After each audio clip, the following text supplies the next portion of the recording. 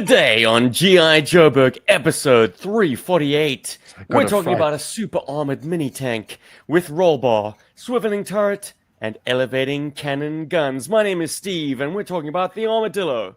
But I'm not alone. How's the roof? Who are you boys? Going so Great, good. Steve. How are you, my guy? Amazing. Fired up. I'm ready. Absolutely. Awesome. I thought we were talking about the Armored Panther. I'm confused. Like the band, Steel Panther. Now, Rob is the suggester of this week's vehicle focus. Said to me, we're talking about the Armadillo, so I'm here under false pretenses. Yeah, I'm confused too. Because I looked what the hell is an Armored Panther? Armored Panther is what I've got. Huh. That seems to have a strange decal on it that I don't recognize as GI Joe. It's also got Can you explain further, Robert?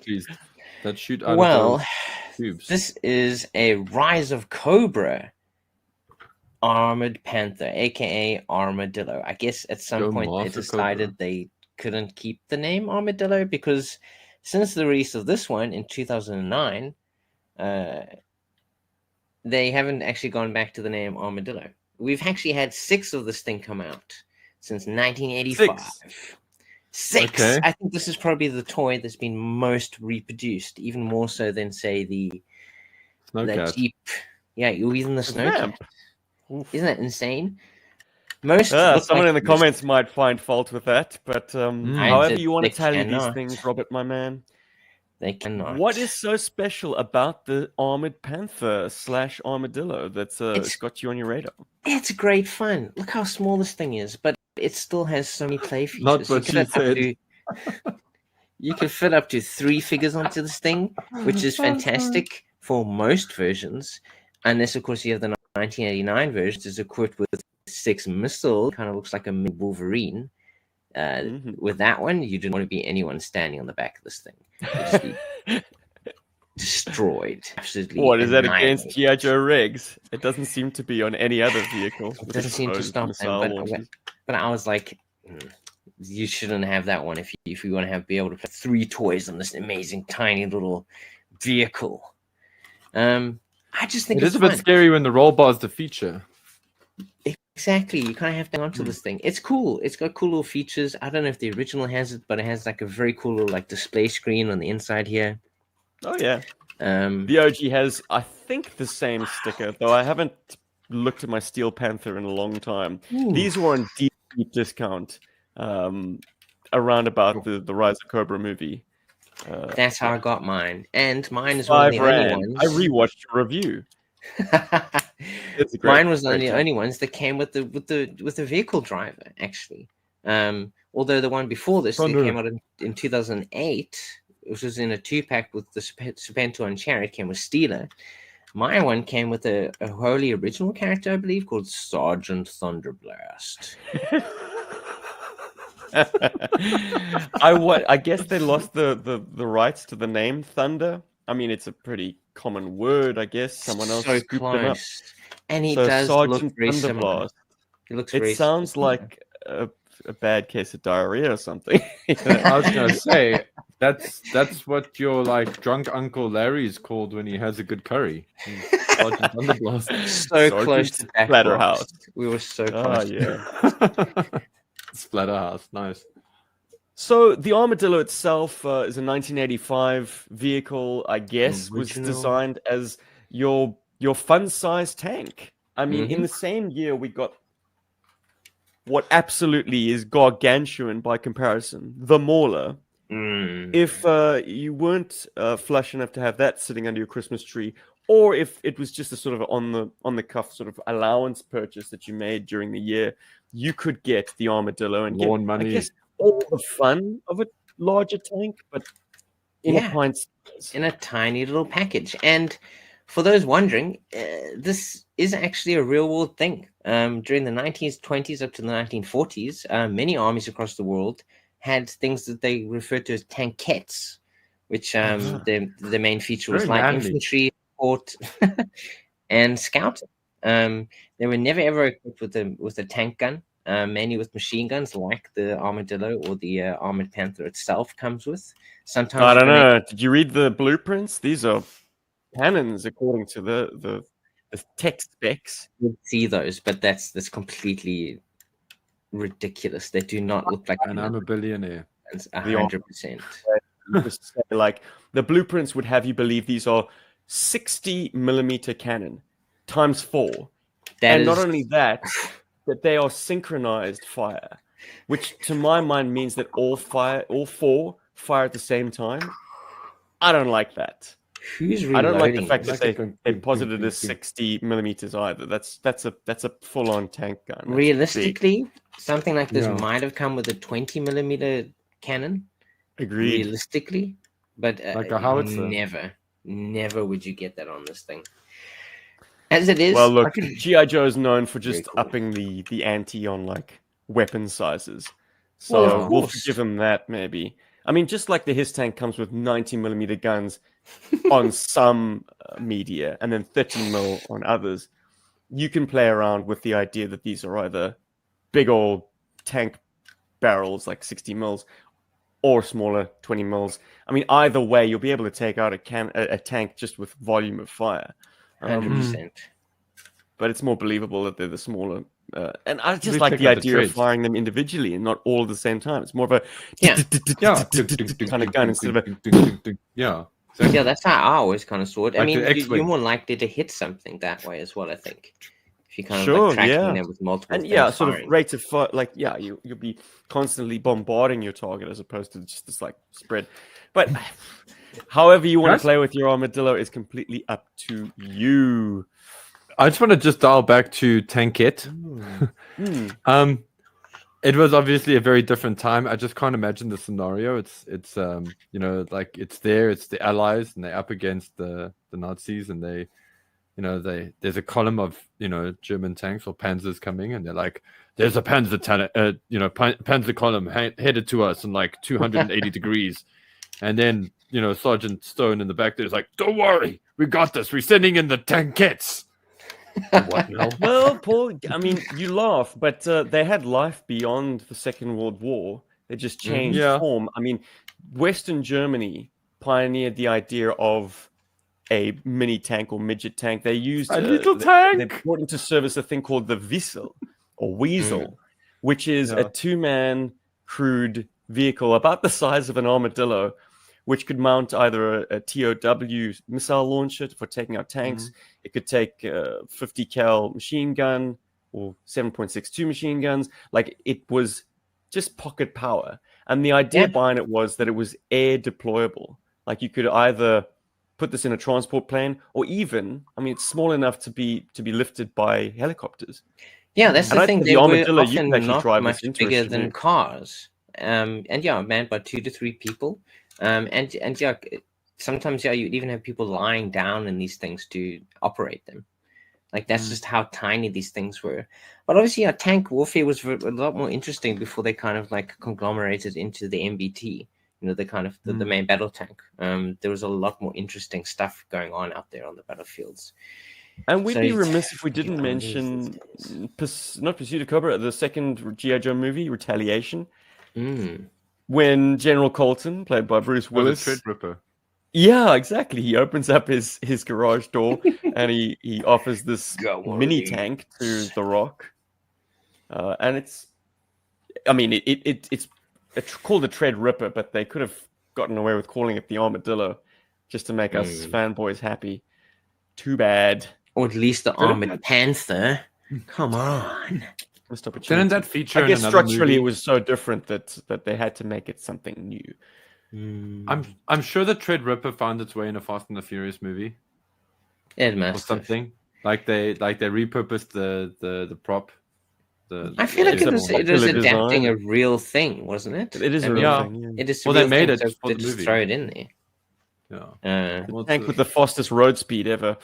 Speaking of speeds, I mean, mini tanks, at least the Weasel, could get up to 80 kilometers per hour on road and 65 kilometers per hour off road. That's pretty good, actually. I would say that the Armadillo does the same thing, and it's highlighted by its first comic book appearance in issue 37, Twin Brothers. Flint is actually introduced that issue.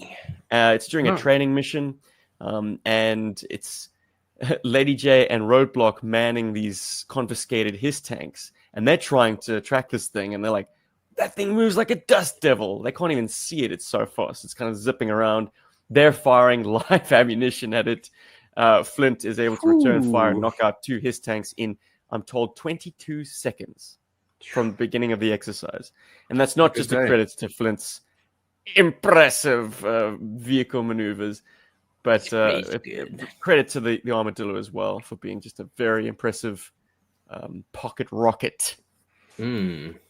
Later on that issue, they just decide to throw the new recruit, Footloose, into it. And he's like, I don't even know if I could operate this thing. But he manages to operate it with aplomb. And we see a classic matchup in the issue of the Armadillo versus its sort of price point buddy, the Cobra Feret. Both released in 1985, both the sort of smaller end driverless vehicle packs. But between the two, guys, we've got to get into the merits here. The Feret is a far more complex toy, ironically. It's a quad versus a tank. But the tank, I mean, the Armadillo, we can talk about it. It is very simply constructed. Also worth kind of mentioning, just as a fun little bite-sized treat of info, both the Armadillo Steel Panther and the Feret ATV were released together for Rise of Cobra as well. So, and all on a deep discount by the time we got around to get Snake the Track. We had them in South Africa. I mean, the Snake Track, that's what it was called, the Snake Track. Yeah, came out in 2009. Was the same year. So they came individually, or they came together as a exclusive Sam's Club, and then obviously anywhere worldwide when it didn't sell it. Factory toy shop in Faro East, my bro. Well, we got them at we had them at Checkers as well. Wow. Toys in the supermarket. Toys that you want to buy at the supermarket. In the supermarket, yeah. Incredible. It was also an exclusive to conventions twice. In 2006, it came out as Sergeant Slaughter's Armadillo. And kind of like a weird... It was that period when they did that weird tie-dye painting on the toys. So it kind of had that like swirly stuff going on there. Didn't come with the Sergeant Slaughter, by the way. They just called it his Armadillo and made it look like that. And the final version of it was the Jungle Panther tank, which is a gorgeously mottled camo version released by Collectors Club as a convention exclusive in 2011. Dude, it's stuck Which was a variation on my one. So it comes with these, the giant stupid missiles on the side. The suppository launchers. Though I will say the 25th anniversary version and later feature more detailed cannons with a sort of a vented shroud at the front. Yes. I like that.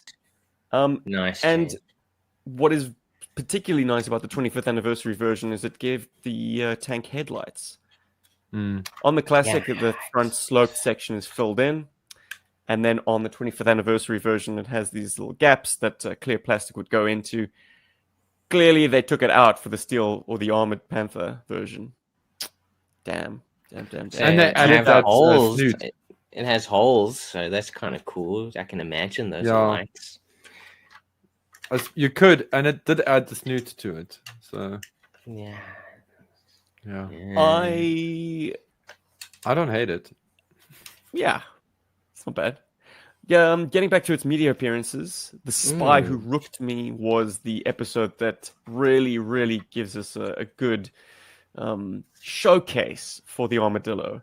It's part Bond movie, part road movie, where Lady J and 3 sweaty Joes go cross country, literally. In an Armadillo. Cross country? Yeah, he's on the mission too. Yeah, look, I mean, Flint and Lady J are tasked with escorting a mystery box to a fort. So they pick it up, and they just happen to pick up Dial Tone and Cross Country, who are just sort of at a loose end, and they're like, "Do you want to come along?"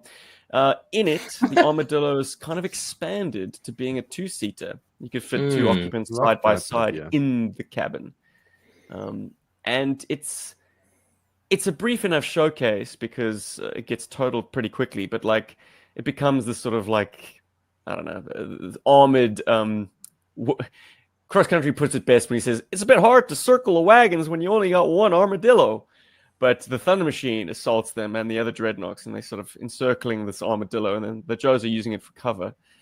it gets shot up pretty badly. What is very amusing, they get rescued by Burke, the secret agent dude, in his like sports car, which is like salmon pink or orange, depending on your TV state.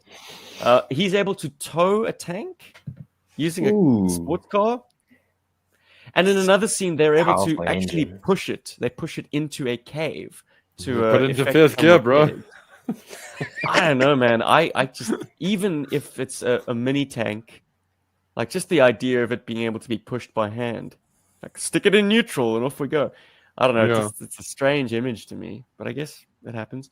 I mean, that's why the recovery vehicles don't they actually put the tanks up onto something for transport? Because surely if the tracks aren't being driven, it can't move, can it? I guess it can if you got enough force, but it's not a very efficient way of doing anything. What is also amusing to me, okay, this team has a gearhead on it. It has cross country. But who crawls under the armadillo to fix it? Lady J. Yeah. Like, what? Cross country's off having like hot chocolate or something. And Lady J is like the one. I'm busy right now. Anyway, it was mainly a plot contrivance so that Burke could take out his hanky and wipe a little bit of schmutz off her cheeks and nose. Schmutz. No good. Yeah. So that's, I suppose, its most notable animated appearance. And it came in season 2, which is a year after the tank's release. But it was one of those things that always found its way into the background. Any major land assaults, you had maulers, you had snowcats maybe, but you also had armadillos kind of just filling up the frame. Useful in a tank formation. I guess you want something smaller, lighter, with armament more suited to maybe taking out infantry. Or to provide, in a weird way, to protect you from the sky. Like, I imagine if you're a tank, things like trouble bubbles and cobra claws are actually quite dangerous. But if you have these like flying riding escort, they could take out a cobra claw before it becomes a suicide bomber, or take out a trouble bubble before it drops a bomb on the top of the tank. And look, a 20mm cannon is great for taking out low-flying aircraft, and since the toy has no roof, your occupant has zero visibility issues. Let's address that quickly. I think a very simple and easy upgrade, and one that maybe if this was a higher budget toy, it would have included as standard, would have been a lid. It's a very nice geometric shape onto which a piece of plastic could have easily slipped over and have a Absolutely.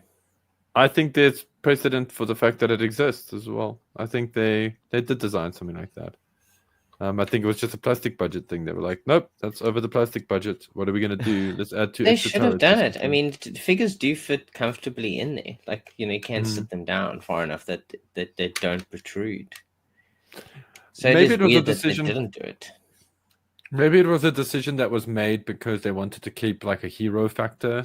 So to see the GI Joes in it, and it makes it look like a heroic thing and not just like a green army vehicle.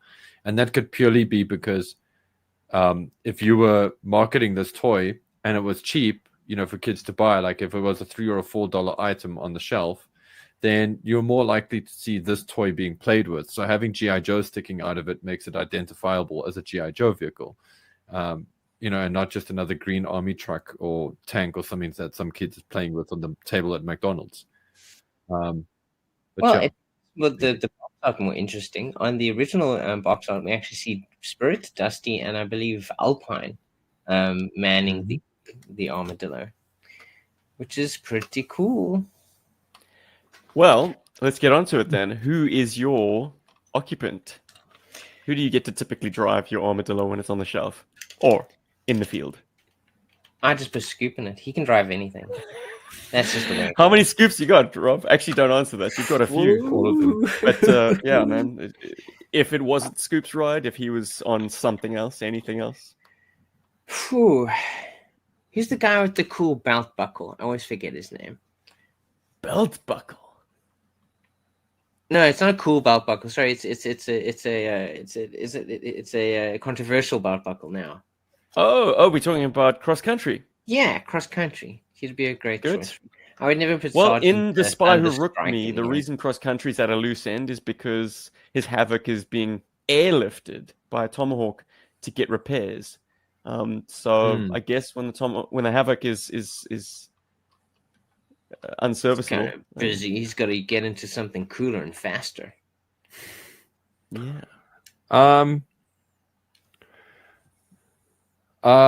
Because I got this vehicle. My first encounter with this vehicle was getting the Rise of Cobra version. So Sergeant Thunderblast is forever in the thing. Like, sorry, I just can't get around that name, man. it's in there for like that pursuit of that modern era figure, that Rise of Cobra figure is in there for two very good reasons. A, it's actually a pretty shit Franken Joe, to be fair. It's a reprint, I think, of it's like a kind of like a hackneyed kind of repaint of Hawk. No, it's Resolute Duke. Yeah. Is it Resolute Duke? Resolute Duke with a Hawk head. So yes, that's what it is. That Resolute Duke has a scar. It's too signature to be someone else. So they took a nondescript head, and it's which just I think is Hawk. It's just it might hokey. Be one of the OG 13. It's hokey. I don't hate it. It's just not a great. It's not a great like shelf figure. So it's cool that it's in my Armadillo. And there he is, and also, I don't love my Armadillo that much that I want like a GI Joe proudly like in there going, oh, this is me. So at least Thunder is taking the reins. You know. Well, I mean, as a sort of a wagon for A-listers, the Armadillo definitely did see some use. I mean, I can conjure up images of Scarlet in it, Duke in it. Doesn't he come out of the GI Joe HQ in one of the intro sequences riding an Armadillo? I think so. Yeah. Feel like and Scarlet uses it in GI Joe the movie. So I mean, you wouldn't be remiss, or you wouldn't be out of step with its appearances if you put like a heavy hitter character inside it. But you're right; it also kind of is sometimes a bit of a nothing burger vehicle. But it's fun though; it's small enough that it does look cool when you do put a hero character into it. But then you want them kind of standing in it. Yes, so we can talk a little bit about how the figure rides it. Like, if you've got your figure stood up, they're proudly on display. There's a way of ducking them down ever so slightly. If you just bend their legs and bring their arms in, and then you've got them kind of in, but kind of still visible. And what's cool about this mode is if you turn the turret, the figure kind of gets dragged along with it. Kind of. Yeah. But then there's a way of pushing them all the way down. So their heads are completely behind, like below the cupola. Yeah. And they're in there. Now, I have a problem with this. And this is the problem that, unfortunately, in my play, kind of breaks the Armadillo. Because of its budget lineage, the figure is sitting so low that their bums are on the axles. Because the axles are on the inside, right? So as you ride the Armadillo along, Dusty or whoever you've got in there is going because the axles have these ribs for strength, structural strength. That's the opposite so of they're rubbing up against the backs of his thighs. And I don't like that. Itself moves. Yeah, that's not good. I don't like the idea that it's rubbing up on the back of a vintage figure's thighs, particularly if the vintage figure has like a camo pattern applied or any kind of paint applications. It is. I mean, it is quite. It's easily visible. I mean, you know, the wheel, the axle is right there where they're standing. So even if you are standing a figure in there, no matter what, there's some sort of damage. Contact is going to occur between the figure and the wheelbase. Yeah, it bugs me, man. It bugs me. I know it shouldn't, but it does. I'm just also a little remiss that it didn't come with a cover, and it makes me want to like if I ever get a 3D printer, I'd love to like try to just on the off chance just model it. I think it could be quite easy to do. There's enough space. There's kind of like a little shelf at the back here. There's this like a thing that you could actually use to insert it. It's a uniform shape. You know, it's literally just a rectangle. I definitely feel like it was meant to have a cover. have that feeling to it. Like it just seems to have something going for it that suggests it could have a removable cover. But I'm surprised you don't suggest styrene, Paul. It would just take it's more effort. rectangular shapes. Yeah, but it's make a lid. like I would want to do like other kind of greebly detail. Like I would love to do something that's like reproducible quickly. So you make it once, it'll be good forever. You know, incredible. Styrene would be good, but sometimes styrene also has the problem of I don't want to put in that many man hours into building something for a vehicle that I'm not super in love with. It's more like this could be fun to do, you know, kind of talking thing. Crap it's about a nice, the Armadillo.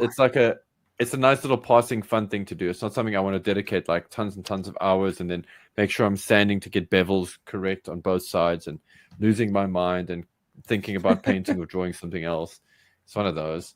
But I want to ask you guys, like, I know the saddlebags on the Armadillo are kind of controversial. I mean, on the Steel Panther. Sorry, on the Steel... Armored Panther. Sorry, I'm just thinking of the band again. On the Armored Panther, like, it's odd because if you take a look, and this might be a good way to segue into the video game appearances, but if you take a look at the video game version, it's got the saddlebags on it, right? And what video game is this? This is Rise of Cobra. Yeah. So it had an appearance in the 2009 title Rise of Cobra, which was released on... I played it on PSP, but it was also on Xbox, PlayStation... Game Boy. GBA. DS. Wow. Sorry, Nintendo. DSP. Yeah. Xbox, PlayStation, PC... I'd be curious to see a Game Boy Advance version of Rise of Cobra because it was a 3D shooter. It's out of all of them, it's my favorite one because to me it's the tightest in terms of its gameplay design, and it's a top. I'm talking about a game that doesn't exist though, Paul. A Game Boy Advance. You're talking about the DS version, but the DS version. Sorry, I probably should have explained that I was just making fun of your flub. To be fair, it could have actually been on the Game Boy Advance. I think it was actually I think it was a DS plug just because it was a. It's the latest console, but it was probably easier not to have to, decode it essentially to fit it onto a smaller console. Now that you guys got me thinking, I wonder if there is a Rise of Cobra game on the Game Boy Advance. I seem to remember seeing something like that, like in trivia or whatever. Anyway, I'll look it up sometime. Maybe we'll do a video game episode and discuss that. But yeah, the Armored Panther is in the video game. It's actually a lot of fun to use, and it makes a great case for the saddlebags. I also like how the 3D modeler... You keep saying saddlebags. They're just missile launchers, bud. No, they are. I'm calling them saddlebags because they look like saddlebags. That's what they look like. They look like, saddlebags that have missiles. You wouldn't be wrong. I mean, the 25th anniversary version with Steeler in that multi-pack had accessory sort of bedrolls. Things on the sides, yeah. That's fun. Like I do appreciate that. Like I like that contribution to the Armored Panther. It looks more realistic in the game. I mean, obviously it adds more stuff for you to do with the toy, and I like that they kind of like got the colors correct. Yes, to at least the Rise of Cobra is kind of cool. But I do love the design of those rocket launchers / saddlebags because the design here is really cool. It's actually a little bit better than the toys look. And I'm like 50-50 about them. There are days that I like them, and there are days that I'm like, oh, this should look like more like the original. And this version in the video game is a little bit of a weird hybrid because the front is not exactly the same as the toy. And when I talk about the toy, I'm talking about the Rise of Cobra toy. The Rise of Cobra toy, Rob was flinging it around now. It has almost like a muscle car looking front because of the snoot. But then the vintage version, if I show you here in the animated series, has got that recess there. So, well, it's not even like that on the toy. I think the toy is even more like flattened out there. Anyway, that's also its video game pretty appearance. accurate for the toy. Yeah, there we go. Yeah, actually, you're right. Yeah. Yes, but show Robs, they're the same, Paul. I'm not entirely show sure Robs. where you're going with this point, my friend. Where is Rob's? Hold on. Show us. Rob, lift it up for the people, and thank you. See these bad boys here? There's like little eyes. There's like the eyes there. Oh, like those kind are of for a the bit of a- lights. Yeah. It's like an eye But cover. other It's than like a that, covering. Yeah. it Because I've is- removed that on one of mine. So Oh. I'm pretty sure the mold is Also- identical, though. those things are like Same. removable. I just remember them being removable. There was like something removable on there that I took off. Oh, yes, that Anyway. grey plate. So the Yes. Steel Panther has got a engine cover which you can pop off. Yeah. Yes. That's a a big fun thing. difference. That's Also, probably does what's the 20th confusing, yeah. anniversary Armadillo. Also, some fun with the plastic on this, Steve. And if you don't mind holding up yours to the camera as well, my man. I want Not to just at all, friend. on the edges. So top view. Just Top rotate it so we can see them. view. So you see those little slots in the side of the vehicle on the left and the right. Ah. I always love those slots. Like I always think that maybe there's like meant to be like accessories that can clip in there. So when the Pursuit of Cobra version kind of honors that because the saddlebags hang in there, and then also like the Oh, right. 25th anniversary. The That's little, stuff that hangs. the little like holes on the Yeah, side. it's almost like a Picatinny system. It's quite cool. Yeah, that's how they Picatinny came up system. with obviously how to attach these saddlebags. I love that. I think it's one of the. It's secret crazy lots. that the vehicle was designed back in '85 with those Yeah. on the side skirts, those little grooves, and yet they didn't have anything to clip to it. Maybe it was once again something that was lost Conceptualized. in budgeting this thing out. Yeah, something they intended on doing, and then But they eventually got around to it in 2007. Amazing. 2009, 2008. I am a big fan of the sticker on the inside of the cockpit. I mean, it's an absolutely blank, It's fantastic. flat piece of plastic, but brought to stunning life with a sticker. And it's not just like a screen, as so many vehicles have. It's got gauges, and the gauges have needles. And like, I mean, you can't quite make out what they should be for, but you can imagine it's maybe temperature, oil pressure, speed, all the vitals of the vehicle. And then the screen itself has what looks like, well, on mine anyways, and the Steel Panther as well, but just cast in black. On the original, it's in white, the screen. It's got a reticle that is, I suppose, your direction, and another reticle, which is where the cannon is pointing. And then it looks like 3 tangos. Coming forward. In infrared. Yeah. What a stressful vehicle to man, though. I mean, tanks are complex things to control. But to add to that, Control like an iPad. To have to move the turret independently of the direction of motion of a vehicle. I mean, we spoke about it with the HISS tank, the fact that like GI Joe had jury-rigged its captured HISS tanks so that you could put an occupant in the turret and they can steer it as well as fire the guns. But I'm just thinking in terms of workload, like, how do you concentrate on both?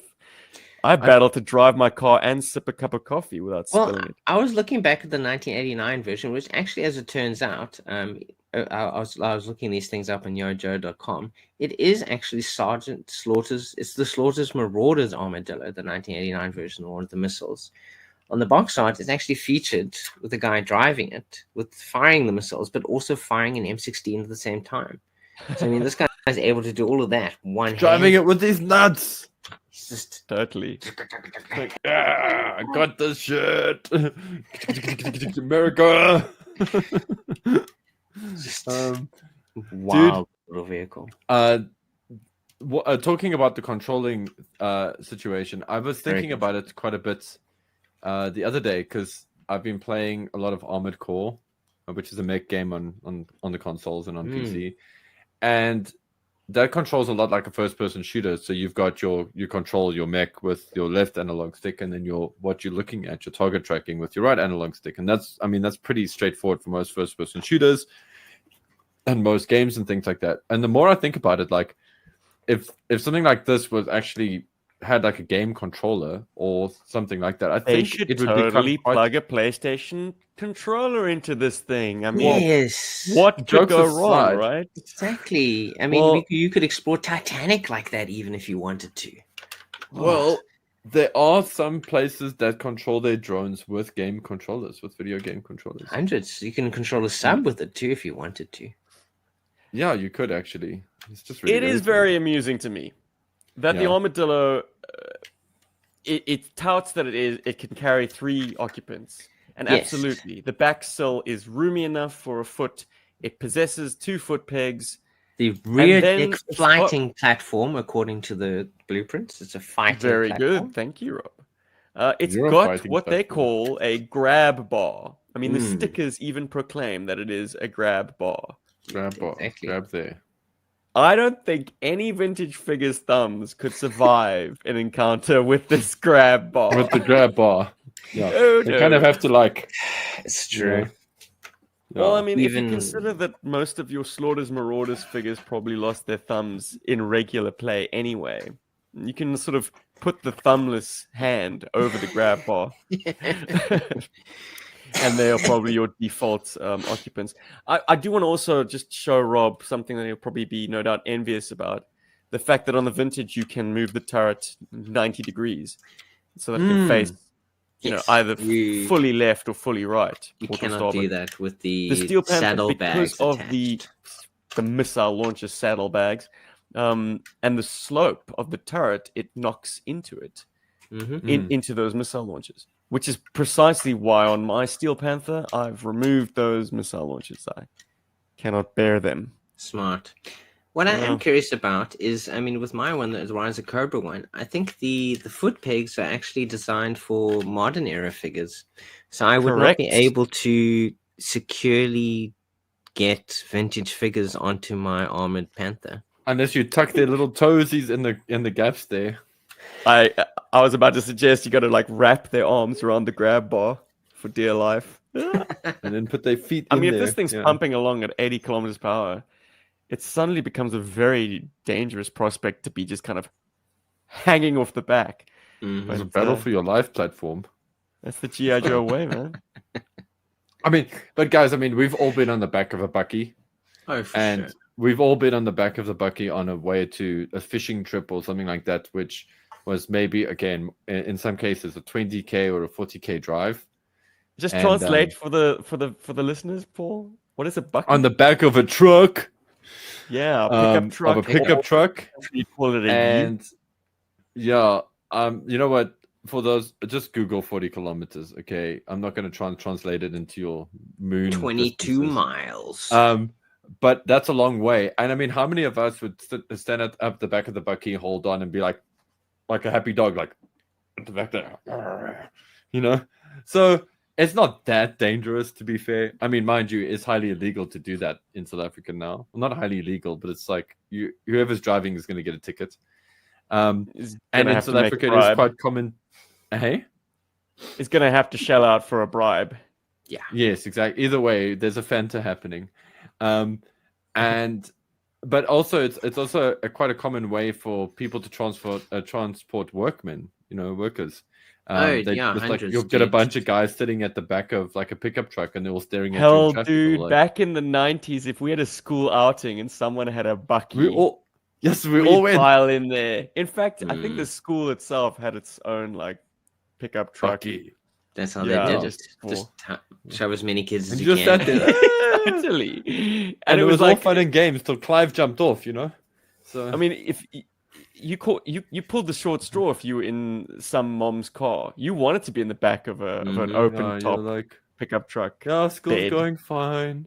School's going well. Yeah, thank you. Yeah, no, Mr. Pendleworth. Yeah, he's a great principal. Yeah. And then you're seeing your friends there going, at the back of the Bucky. Another feature, guys. I don't know if it's pointed out on the blueprints or the box back or anything, but it's got a fuel port. Something around about that time, a lot of vehicles sported them. Not enough to like make it a serious thing, but like this fuel port would correspond with the Terradrome refueling stations, for instance. I know, right? No. Where's the GI Joe fuel port? Well, I'll tell you where it is. It's on the USS flag. So good luck. Yeah. Park your armadillo on the deck and refuel. There's the submarine simulator you Oh, wanted. what right? about the what's it? The mobile battle platform? Oh The yes, sewing sorry. machine. Yeah, the MCC Yes, the MCC has it. Yeah. kept that feature alive by having 3 refueling pumps. Yeah, there you go. 2 on the wall And- and 1 on a kind of a spindle. And Brilliant. the HQ's actually got a notch to park the armadillo as well, doesn't it? As well. Well, I'm gonna has it got- say no. The HQ, the 1983 HQ, you'd Which be was able to designed park for all of the- your towable weapons. You'd be able to park your battle bear, your vamp, Yeah. your mobat. But Yeah, I don't think it's a bit early for this Wolverine. little guy. Was Yeah, it still, yeah. For some reason I just kept thinking the armadillo was part of that mix. you could. So- I mean, you can definitely put it on there. It I mean, you just can won't definitely sit park it there. It's just- comfortably. Yeah, Won't have that nice fancy notch made for it. because those notches are cool. They Mm. are very cool. Love me That's a a good cool thing. notch. But yeah, MCC's got a refueling thing. Apparently the 80s were all about we got petrol. You got to use it. Yeah, lots of nice little details, and it is very cool that they did add the little cover at some point as well, to the engine at the front. So it's it's a small little detail that you can kind of uncover the engine. You kind of get to see a little bit more into the design of the vehicle. a little bit lackluster, if I'm being brutally honest. Like the sculpting under there, it doesn't blow my hair back, but nice. It's still that they did it. cool. You can take it Still off. cool. Still cool. Guys, I think I've said all I wanted to say about the Armadillo mini tank. There's not a great deal to say. I guess if you can pick one up cheaply enough, they are great. They're nice army builders. They look good in a tank great formation. fun. They're great hero vehicle. I mean, because of the fact that True. you can feature your favorite characters inside here, and they're fun. And as I mean, 6 different versions, many different colors. If I had to recommend one, I actually personally think the Jungle Panther tank from 2011 is pretty freaking amazing. It's got the most detailed look to it. The camo painting on it is really well done. Thanks to the Collectors Club for kind of like bringing that one out. And yeah, the Armored Panther version is pretty cool. The original looks pretty nice. I think you're probably winning on any of them actually. And then there's also a variation of the Slaughters Marauders one with the missiles. So you can actually create an entire like armored force just using armadillos / Armored Panthers. Great fun.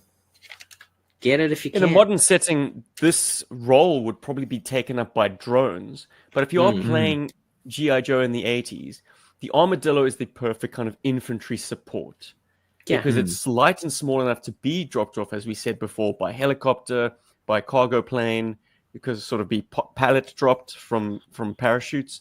And it gives GI Joe as an infantry force like a lot of extra punch and mobility. That's where the grab bar and the back sill really come into its own. Couple of armadillos, and you're able to move your squad quickly and give them heavy firepower. Yeah. And I mean, this thing, it's almost small enough to fit through a doorway. Like it would be able to bash into structures. You could use it as a sort of a breaching tool to kind of smash a way through and then back up and then provide overwatch while the guys file in and do what they need to do. If you haven't smashed your turrets, but yeah. Now I want to see an urban version of this. That would be so grey cool, one. eh? Manned by Shockwave. I think Like, it how should be cool would called that the Grey Panther. And shout outs to Gary V from Chaplin's assistant Motorpod. But he's the one who first alerted me to the fact that structurally, the Armadillo is like the Sherman tank, but in reverse. Whereas the Sherman tank has this sort of long sloped back section and sort of steeply sloped front, the Armadillo flips that, making the long slope in the front. It's the That's Herman tank. fascinating. That's a cool little production note to take note I of. also want to because we got a few minutes, and I think it's worth mentioning this before we get into our ratings for it. Do you feel like the Armadillo is kind of the bane of the His tank? Whoa. because it's way faster. I mean, it's essentially it is a high speed sentry. If More it than the closes his the distance tank to a is. his tank, if it closes yeah, well, that's the thing. And if it closes distance to the his tank's firing arc won't nail it. But I imagine the his tank is still better armored. I mean, it would hopefully be able to stand against the little machine guns this thing has. Why would you say definitely, Paul? I just feel like it's bigger. Yeah, well, that's what I would say it's the his tank is better armored because of its size. I imagine because I imagine it has to be because it's more visible in the battlefield. Whereas it has something like very visible treads. I mean, the Armadillo is low to the ground, which is a thing that a tank should be. You know, it shouldn't be any taller than it absolutely has to be. The turret should be the tallest point. Okay, his tank has that as well, but it's a giant sort of hanging. Like we've spoken about this before. The Hiss is an absolutely appalling design for an armored vehicle. The Armadillo has these side skirts to protect its tracks, whereas the Hiss, I think an Armadillo would make mincemeat of a Hiss. And the fact that the Armadillo is posited as a very high-speed vehicle negates the Hiss's speed advantage. So, like, these are actually very good battlefield opponents. They kind of meet each other on the same playing field, don't they? It also just comes back to, like, good design. Because when you design, like, superheroes or you design good guys and villains, you do try to design your villains to be the opposite of your superhero, whether that opposite side of the superhero is a philosophical concept or one's got powers, one doesn't, like Superman and Lex Luthor, Batman and the Joker, one is order, the other one's chaos. So if you think about like the Hiss versus the Armadillo, you got this GI Joe mentality of the little guy that could, because they're all they're full force. They're a full force of named characters that have a smaller army than that of Cobra. So it's cool that they have the little guy that can take out the Cobra. David versus Goliath, fantastic. Yeah, and the opposites are happening there. His tank is taller, as you said. Armadillo is low to the ground. His tank has got like the whole. It's got 2 people. Like I'm being silly now, but like it can carry 2 people, maybe 4 people, 5 people, maybe if you squeeze them on. Armadillo can strictly take like 3. It's just like little opposites. It's just kind of things that, like just from a design point of view, is quite clever, but then also from a sales and marketing point of view is pretty clever. And I'd love to actually ask, oh my word, can't believe I forgot this wonderful man's name right now, Kirk Bozigian. I'd love to ask him because I think there was a David and Goliath concept when they designed the Hiss and the Armadillo. Put in there. I would take your what is it? Theory? Your hypothesis. My hypothesis. And apply it to the 2 vehicles that appeared in that same year's series. Because in the Armadillo, you see conventional tank, but miniaturized to a price point that's very affordable. For Cobra, you take like a recreational vehicle, like an ATV, and you make Cobra it bigger. The shit out of it. Yeah. The Feret is zero armor affair, but is more heavily armed than the Armadillo. And that just espouses Cobra's thinking of like, take something extremely dangerous on its own and make it even more dangerous for the occupant. They have zero regard for the lives of their personnel. They've just made something with a lethal bite, which can knock out a tank, several tanks, in fact, with its 2 missiles, its recoilless gun, and still have machine gun to deal with pesky infantry. They essentially designed the same thing for both sides that year. Yeah. But circling back to my earlier point, man, like the Feret is just so much more designed. I still don't have an actual Feret. I've only got the... maybe when we do the Feret in one of these focuses, we kind of already tipping our hand. Because the tiger paw was my first introduction to the mold. I still think like the blue Cobra version is missing something. I'm like, I want the ferocity of that tiger force. The Python Patrol version. No, just the tiger paw is just so good. So good. But I'm going to take flack in the comment section for that viewpoint, no doubt. Dude, Tiger Paw is awesome, man.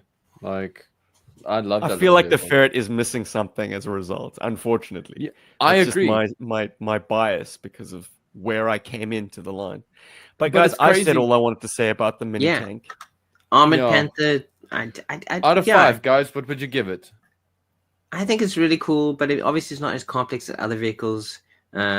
Straight down the middle, 3.5 out of 5. I think it's great fun, but it's not as fun as like a bigger vehicle where there's more stuff to like get into. Like it's cool to admire it and have it on a shelf, but it's not something you're gonna constantly like go crazy with. But I still think it's a cool concept and it's a great little vehicle that's easy to acquire in many different versions. Hell yeah. I had fun with mine last night in the lead up to this pod. It's just it's nice to scoot it around the carpet, move the turret around. Bit fiddly in some respects. I mean, it shows its budget once again by seeing the axles on the inside. I really wish there was a seat in there just to keep the figure up off the bed, the very bottom of the chassis. Even just a little bit extra, like a little hood, a little bit of plastic over those axles. That was over the axle.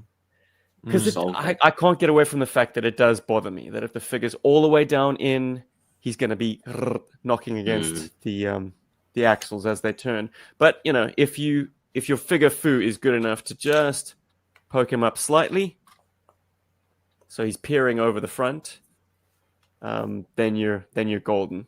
Perfect. So I'm going to go 3. It's fun for what it is. Yeah. It's never going to usurp the big boys, but as we discussed in this podcast, just instant infantry support. It's an old concept, but a good concept. And I'm sure something that's, if you don't have it, you're sorely missing it. So GI Joe had that niche filled.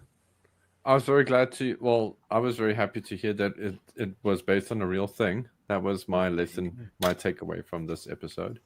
For me, I'm also going to give it a 3 because I like and dislike this vehicle at the same time. And I'm never too hard on either side of that.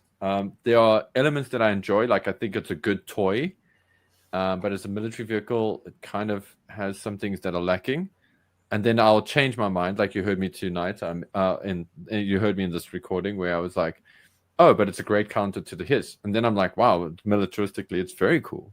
And now I wish the toy had more to support that. So it's always I'm always in that funny space with the Armadillo. I don't ever think of it as sex. I don't go, oh my God, I have to have one, or it's amazing. I'm very thankful I'm very thankful I have 2 of them. But your opinions may change if you got it in its heyday. First version coloring, because certainly a little bit of extra shine fell on this vehicle when last year, in fact, for Christmas, Rob picked it out for me without my knowledge. We were at a vintage toy shop that had some Joes. I kind of put some out as stuff that I would be keen on unwrapping on the big day, and this was the one that Rob chose on Tim's behalf, secretly selected. Yeah. So Rob certainly thought that this was cool enough to make it my Christmas present, and ever since that day, I was right. Just having the OG green coloring for it has definitely made it something a little bit more special in my collection. There's magic to the green. I have the same argument with the Vamp. I love my Pursuit of Cobra 50th. I love my 50th anniversary gray Vamp. Danger at the Docks. The Danger at the Docks version. Yeah, I love it. But when Greg had sent, when I got my Terradrome, thanks to Greg, one of the pack-ins that was in there was a vintage Vamp, and it was in its all green glory, which I then forwarded on to you, Steve, because I know I just knew that you would love it, and I got a Terradrome. I didn't need to have. I just felt greedy. I didn't want to. And you ruined the day. You let me have your original Vamp. Only a little, but I'm actually happy that it's gone to somebody like yourself who really appreciates that vintageness of them. But there is a way those vintage vehicles feel, and it's a special thing because that's also what made me like the Skyhawk as well. So there's a synergy there. You can't deny it. All this stuff comes from the 80s. Everything else is just an echo of that glorious time. So true. We've been GI Joburg, and this has been episode 348, I believe. The Armadillo mini tank. We'll be back in just 1 week to talk about comics and anything else that comes under the microscope. Thanks for joining us. Talk about. If you want to patronize the show, we would appreciate it very much. Or just stick around and listen. Share if you like. And certainly, if you feel strongly about any of the things we've talked about in this episode, drop into the comments section on the YouTube version and let us know. Please do. Sweet. And Joe. Berg. And these are just a big thanks to our patrons. Cool. Any second now.